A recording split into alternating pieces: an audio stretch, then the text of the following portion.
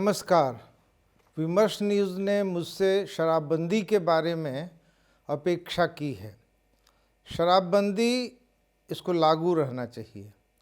नीतीश कुमार की सरकार अगर इसमें कोई संशोधन करे तो उन जगहों पर करे जहां जाकर के ये विफल हो जाता है। शराबबंदी लागू होना चाहिए, ये चुनौती है। हरियाणा में सबसे अंत में बंशीलाल की जो हरियाणा विकास पार्टी बनी थी उसने शराबबंदी लागू करने का हठ किया था। हरियाणा की बंसीलाल की सरकार ने 1 अप्रैल 1998 में यह हटा दिया था।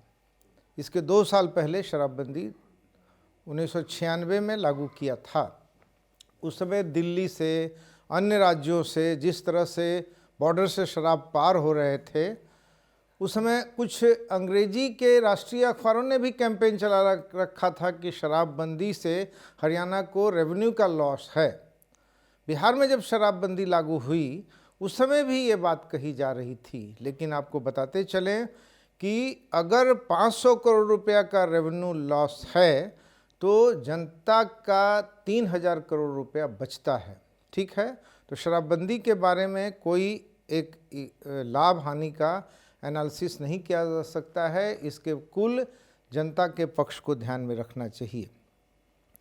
अभी बिहार में शराबबंदी 3 पोर्ट पर है: एक्सपोर्ट, इंपोर्ट और ट्रांसपोर्ट। एक्सपोर्ट, इंपोर्ट और ट्रांसपोर्ट करते हुए पकड़े जाएंगे, या फिर 3 चीज ने है: रखने, बेचने और बनाने पर रोक है। इसमें 10 साल तक की सज़ा का प्रावधान है।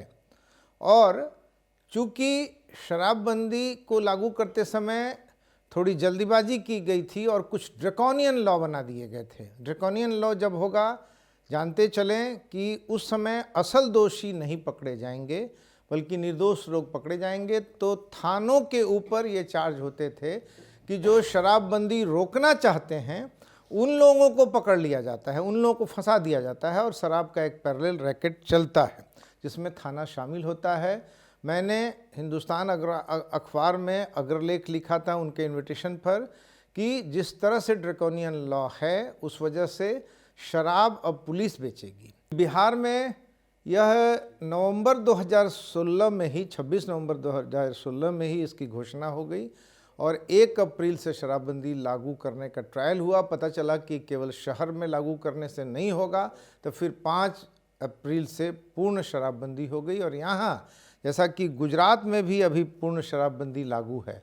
गुजरात में पूर्ण शराबबंदी जब बम्बई या गुजरात एक साथ प्रोविंस था तभी के कानून में अमेंडमेंट करके लागू है, गुजरात अमेंडमेंट करके लागू है। तो गुजरात में परमिट पर विदेशी नागरिकों को और बाहर से आए हुए लोगों को शराब दिया जाता है होटलों में, और ऐसे 35 केंद्र हैं जिसमें 9 केंद्र तो अहमदाबाद में ही हैं। और उसमें यह है कि जो नागरिक है परमिट पर शराब लेगा, बचा हुआ शराब उसको डिस्ट्रिक्ट मजिस्ट्रेट के पास सौंप देना पड़ेगा। वैसे पर्यवेक्षक कहते हैं कि गुजरात में शराबबंदी इतने वर्षों से लागू है, 1960 से, और उसके बाद मोरारजी देसाई जब केंद्र में जनता पार्टी की सरकार बनाते हैं तो गुजरात में भी जनता पार्टी की सरकार बनती है और उसके बाद गुजरात में शराबबंदी लागू होता है। और लागू होने के साथ साथ इसके साथ एक पैरेलल शराब की व्यवस्था है। ज़्यादा लोग वहाँ शराब नहीं पीते हैं, लेकिन हमारे मित्रों का कहना है, गुजरात के मित्रों का, कि पहले जहाँ कॉलेजों में 20% लड़के शराब पीते थे, आज शराबबंदी के बावजूद 80% लड़के लड़कियां शराब पीते हैं, 20% ही शराब से वंचित हैं। जो भी हो, हमारे यहाँ बिहार एक पिछड़ा राज्य है। हमारे चारों तरफ के बॉर्डर से शराब पंप किया जा रहा है। मैंने देखे हैं, रास्तों को देखे हैं, जैसे कि गुरपा के जंगलों में जहाँ मैं गांव में जाता हूँ वहाँ मैंने देखा कि मोटरसाइकिल से एक रूट बना हुआ है और हर मौसम में उस पार झारखंड से, हजारीबाग या चतरा के जंगलों से होते हुए झारखंड से लोग शराब ला करके बिहार में डिस्ट्रीब्यूट करते हैं। तो इस तरह से कह सकते हैं कि शराब बंद भी है और शराब मिल भी रहा है, महंगे दामों में मिल रहा है। हम पूर्ण शराबबंदी की बात कर रहे हैं। हम आपको ध्यान दिला दें कि महात्मा गांधी ने ये कहा था कि पूर्ण शराबबंदी में ब्रिटिश यानी विदेशी हुकूमत जो है बाधक है, और उस समय बिहार में देश भर में टेम्परेट मूवमेंट शराबबंदी के लिए शुरू हुआ था।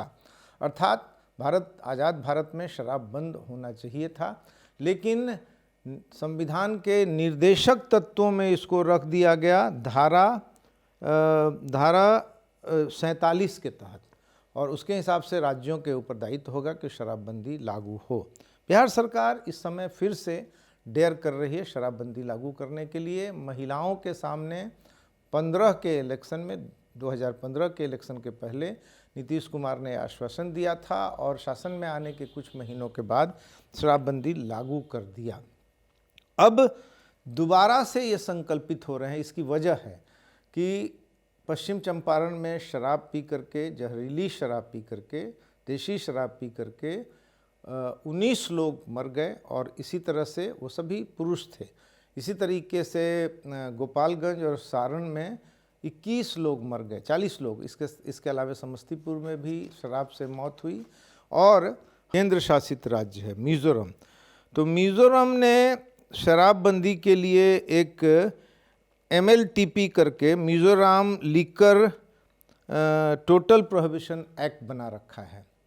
लेकिन मिज़ोरम ने एक प्रावधान किया है कि अमरूद से और अंगूर से शराब बन सकता है। उस शराब को एक्सपोर्ट नहीं, माने अपने राज्य से बाहर नहीं बेचा जाएगा, उसका व्यापार नहीं होगा, लेकिन अपना शराब वहाँ बना सकते हैं। अब जब राज्यों की बात कर रहे हैं तो मैंने एक लिखा है राज्यों का नामा। इसमें तमिलनाडु में 1952 में शराबबंदी का कानून लागू हुआ और 1971 तक चला और उसके बाद वापस किया गया। बल्कि राजगोपालाचारी ने शराबबंदी लागू किया और करुणानिधि ने इसे वापस किया, और MG रामचंद्रन ने राज्य सरकार खुद शराब बेचेगी उस संदर्भ में एक विभाग बनाया। मणिपुर में 1991 में शराबबंदी लागू हुआ और 2002 तक चला।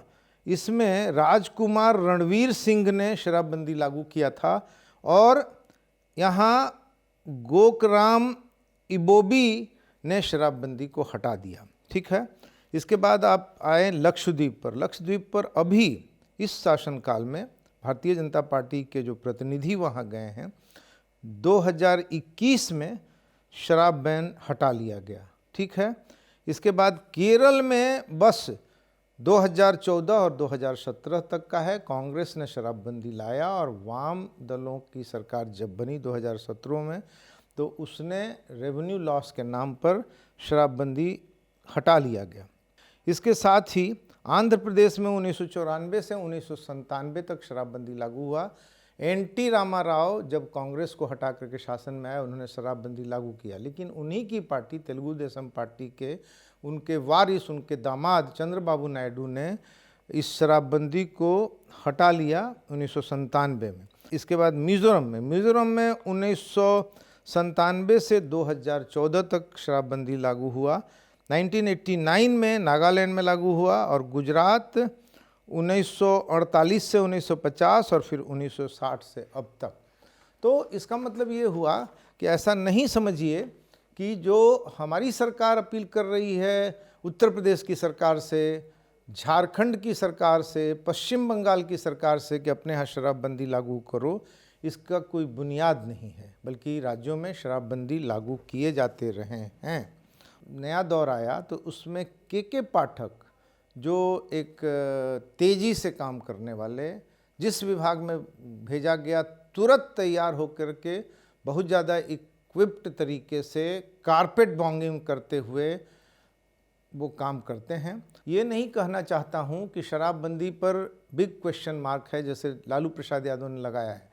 लालू प्रसाद यादव माफ़ करेंगे, मैं नहीं कह सकता हूँ, लेकिन ये आरोप लग रहे हैं। और एक तो हम जानते हैं, आरोप ये लग रहे हैं कि शराब, अवैध शराब के धंधे में जो लोग लगे हुए हैं वह ज़्यादातर RJD में है। हो सकता है कि सभी पावर एलिट पार्टी में हो। भारतीय जनता पार्टी इस बारे में दो माइंड में चली गई है। नीतीश कुमार को इसी समय अपना डिटर्मिनेशन, अपनी दृढ़ता दिखाने का मौका मिला है, और नीतीश कुमार को, जो कि बहुत ही मोर्चे पर बहुत ज़्यादा करप्ट गवर्नेंस को चला रहे हैं, शराबबंदी के मामले पर ऐसा है कि उनके आसपास नाक के नीचे जो लोग बैठे हैं उसमें से भी सभी लोग जो हैं ये जो काला बाज़ार है उससे मुक्त नहीं हैं, लेकिन मैं उनका नाम नहीं ले सकता हूं क्योंकि ये बहुत ही पक्के तरीके से उनकी निजता के क्षेत्र में जाकर के मैं नहीं जानता हूं। लेकिन मैं अपनी बात यहाँ समाप्त करता हूं कि शराबबंदी के प्रति हमारे राज्य के महिलाओं, भद्र लोगों, ज़्यादातर नागरिक जो शराब नहीं पीते हैं, उनका जो कमिटमेंट है उसके साथ साथ सरकार का भी कमिटमेंट है। ये नहीं कहें कि शराबबंदी के मसले पर कुछ सामाजिक अभियान बनाएंगे, वातावरण बनाएंगे और तब शराबबंदी लागू करेंगे। नहीं, शराब को लॉ से रोकना होगा। ठीक वैसे ही कि दंगों के खिलाफ समाज में वातावरण होना चाहिए, लेकिन कानून की सख्ती से दंगों को रोका जाता है। और दंगों में भी कुछ प्रतिशत गिरावट आई है, हत्या में भी कुछ प्रतिशत गिरावट आई है शराबबंदी के लागू होने से। और ये भी एक आंकड़ा आया है आद्री की स्टडी के हिसाब से कि शराबबंदी की वजह से यहाँ लोगों ने दूध और इसके साथ साथ अन्य दूध के प्रोडक्ट, इसके साथ साथ कुछ कंज्यूमर गुड्स का ज़्यादा खरीदना शुरू किया है। लोगों के घरों में बचत आई है। 3 लाख लोगों पर शराब के मामले में मुकदमा है, उसमें ज़्यादातर लोग या बहुत सारे लोग हम कह सकते हैं कि निर्दोष हैं और वह पुलिस की वजह से है, पुलिस के भेदभाव की वजह से है। पुलिस ऐसा काम करती है। तो बिहार में सब शराबबंदी का लागू पूर्ण हो। धन्यवाद। फिर मिलेंगे और इस तरह के इन्फॉर्मेटिव बातों के लिए विमर्श न्यूज़ लोगों को बुलाता है, जैसे मुझे बुलाया। तो मैं यह पैरवी भी कर दूं कि ये उचित होगा कि उन लोगों तक ये प्रोग्राम अवश्य जाए जिन लोगों के लिए बना है। इसके लिए आपको सब्सक्राइब करके और इसको शेयर करना चाहिए, उन लोगों को फैलाना चाहिए। विमर्श न्यूज़ के सीरियस कंसर्न को, समाज के लिए एक उत्तरदायित्व भरे कंसर्न को समाज में फैलाना चाहिए। धन्यवाद।